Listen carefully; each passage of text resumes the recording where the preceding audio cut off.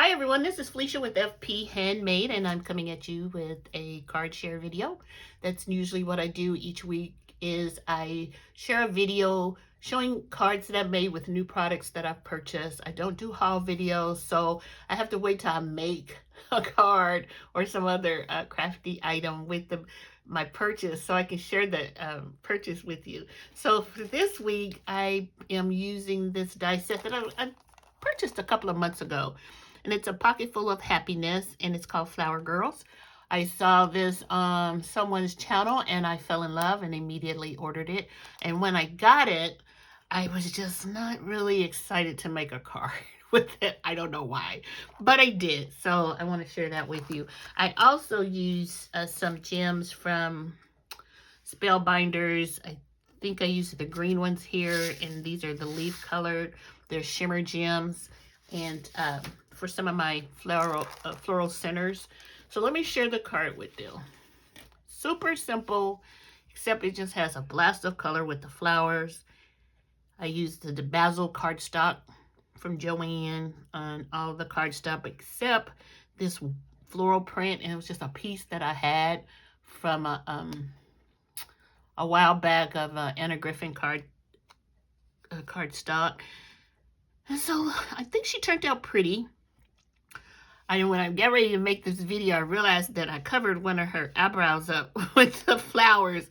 But I tell you, this card was not as exciting to make as I thought it would be. I think I was kind of frustrated with all the flowers that I had to cut out, which I'm used to with, our Spellbinders dies. We have, tons of florals to cut out. But what frustrated me was this little die right here. So this is the center of the florals.